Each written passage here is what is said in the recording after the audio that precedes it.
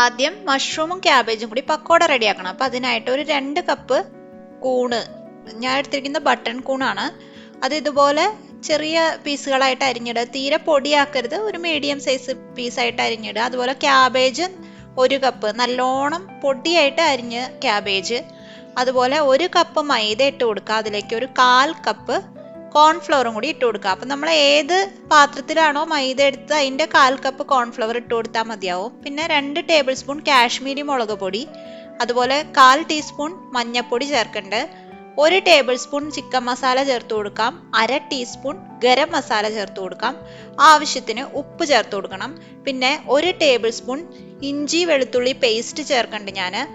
ഇത് ഒരുമിച്ച് ചതച്ച് വെച്ചിട്ട്, ഇഞ്ചി വെളുത്തുള്ളിയും കൂടി ഒരുമിച്ച് ചതച്ച് വെച്ചിട്ട് പകുതി നമുക്ക് ഇനി ഗ്രേവി ഉണ്ടാക്കുമ്പോൾ അതിലേക്ക് ചേർത്ത് കൊടുക്കണം. മിക്സ് ചെയ്യുന്ന സമയത്ത് നന്നായിട്ട് അമർത്തി മിക്സ് ചെയ്യുക. അപ്പോൾ ഉള്ളിൽ നിന്ന് വെള്ളം ഇറങ്ങിയിട്ട് തന്നെ നല്ലൊരു മാവ് പരുവത്തിലായി കിട്ടും നമുക്കിത്. ഇനി നിങ്ങളുടെ മിക്സ്ചർ ഭയങ്കര ഡ്രൈ ആണെന്നുണ്ടെങ്കിൽ കുറച്ച് വെള്ളം ചേർത്ത് കൊടുത്ത് കുഴച്ചെടുക്കാവുന്നതാണ്. ഇങ്ങനെ പിടിക്കാൻ പറ്റണ പാകത്തിനാവണം നമ്മുടെ മാവ്, എന്നാലേ നമുക്ക് പക്കോട ഇങ്ങനെ പിടിച്ചിടാൻ പറ്റുള്ളൂ. വെള്ളം അധികം ആയാലും നമുക്ക് പക്കോട ശരിക്കും കിട്ടില്ല. അപ്പോൾ കണ്ടല്ലോ, ഇപ്പോൾ ആവശ്യത്തിന് ഇതിൽ വെള്ളമായിട്ടുണ്ട്, പാകത്തിന് മാവ് റെഡി ആയിട്ടുണ്ട് നമ്മുടെ.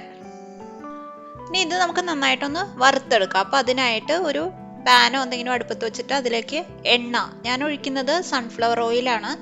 ഓയിൽ ഒഴിച്ചു കൊടുത്തിട്ടുണ്ട്.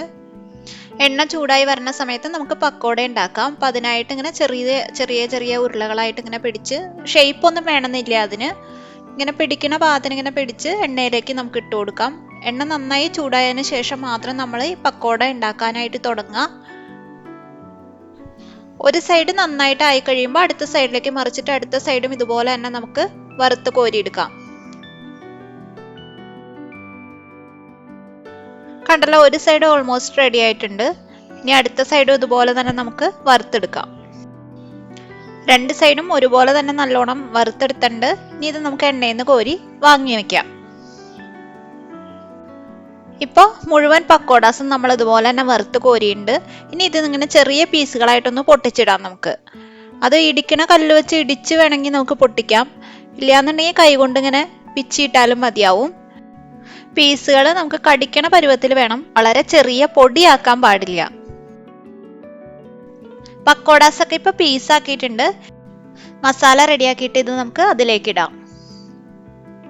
അപ്പം മസാല റെഡിയാക്കാനായിട്ട് കടായി അടുപ്പത്ത് വെച്ചിട്ട് 2 ടേബിൾ സ്പൂൺ ഓയിൽ ഒഴിച്ചു കൊടുക്കുന്നുണ്ട്. നേരത്തെ പക്കോട വറുത്ത അതേ ഓയിൽ തന്നെയാണ് ഞാൻ ഒഴിച്ചു കൊടുത്തത്. അതിലേക്ക് ഒരു മീഡിയം സൈസ് സവാള അരിഞ്ഞതും, പിന്നെ നമ്മൾ നേരത്തെ എടുത്തു വെച്ചിട്ടുള്ള 1 ടേബിൾ സ്പൂൺ ഇഞ്ചി വെളുത്തുള്ളി പേസ്റ്റ് ഉണ്ടല്ലോ, നമ്മൾ പക്കോടയിൽ ചേർത്തതിൻ്റെ ബാക്കി, അതും കൂടി ഇതിലേക്ക് ചേർത്ത് കൊടുത്ത് നന്നായിട്ടൊന്ന് വഴറ്റിയെടുക്കാം. സവാള ഒരുപാട് കളർ മാറി ബ്രൗൺ കളറൊന്നും ആവണ്ട. ഇങ്ങനെ പയ്യെ കളർ മാറി തുടങ്ങുമ്പോൾ തന്നെ നമുക്ക് പൊടികൾ ചേർക്കാം. 1/4 ടീസ്പൂൺ മഞ്ഞൾപ്പൊടി, 1/2 ടേബിൾ സ്പൂൺ മല്ലിപ്പൊടി, 1 ടേബിൾ സ്പൂൺ മുളക് പൊടി, പിന്നെ ചേർക്കുന്നത് ഗരം മസാലയാണ് 1/4 ടീസ്പൂൺ. അതുപോലെ ചിക്കൻ മസാല വീണ്ടും 1 ടേബിൾ സ്പൂൺ ഇതിലും നമ്മൾ ചേർത്ത് കൊടുക്കുന്നുണ്ട്.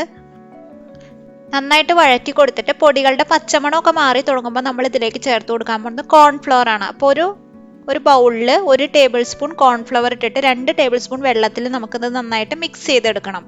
ഇത് നമ്മൾ ഇതിലേക്ക് ഒഴിച്ചു കൊടുക്കുക, നന്നായിട്ട് ഇളക്കി കൊടുക്കാം. ഇനി പീസാക്കി വെച്ചിരുന്ന പക്കോടാസും കൂടി ഇതിലേക്ക് ഇട്ട് കൊടുക്കാം.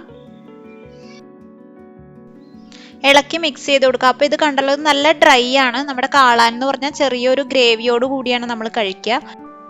അപ്പോൾ ഒരു 2 കപ്പ് വെള്ളവും കൂടി നമുക്കിതിലേക്ക് ചേർത്ത് കൊടുക്കാം. ഇനി നമ്മൾ ഇളക്കി കൊടുക്കുമ്പോൾ നന്നായിട്ട് തവി വെച്ചിട്ട് നല്ലോണം സ്മാഷ് ചെയ്ത് ആ പീസുകൾ, ഒത്തിരി വലിയ പീസുകളൊക്കെ ഉണ്ടെന്നുണ്ടെങ്കിൽ അതിനെയൊക്കെ നല്ലോണം ഒന്ന് ഉടച്ച് മസാലയോട് നന്നായിട്ട് ചേർന്ന് വരുന്ന വിധത്തിൽ ഇളക്കി കൊടുത്തുകൊണ്ടിരിക്കുക. അപ്പോൾ കണ്ടല്ലോ, ഗ്രേവി തിളച്ച് നന്നായിട്ട് കുറുകി വന്നിട്ടുണ്ട്. ഈ ഒരു പരുവത്തിൽ നമുക്ക് ഓഫ് ചെയ്യാം.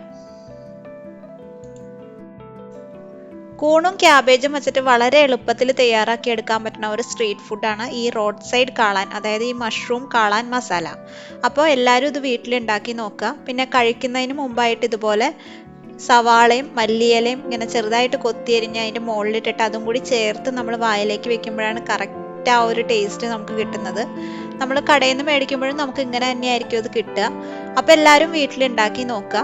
വളരെ എളുപ്പമാണ് ഉണ്ടാക്കിയെടുക്കാനായിട്ട്. ആ പക്കോട അങ്ങനെ കഴിക്കാനും നല്ല ടേസ്റ്റാണ്, ഗ്രേവിയിൽ ഇടാതെ തന്നെ. അപ്പോൾ ഇഷ്ടമായെന്നുണ്ടെങ്കിൽ ലൈക്ക് ചെയ്യാനും കമൻറ്റ് ചെയ്യാനും ഷെയർ ചെയ്യാനും മറക്കരുത്. പുതിയ പുതിയ വീഡിയോസിൻ്റെ നോട്ടിഫിക്കേഷൻസ് കിട്ടാനായിട്ട് സബ്സ്ക്രൈബ് ചെയ്തിട്ട് അടുത്ത് കാണുന്ന ബെല്ലൈക്കണിൽ കൂടി ഒന്ന് ക്ലിക്ക് ചെയ്തേക്കണേ. നല്ലൊരു അടിപൊളി റെസിപ്പി ആയിട്ട് എവർഗ്രീൻ സ്വാദിൻ്റെ പുതിയൊരു വീഡിയോയിലൂടെ വീണ്ടും കാണാം.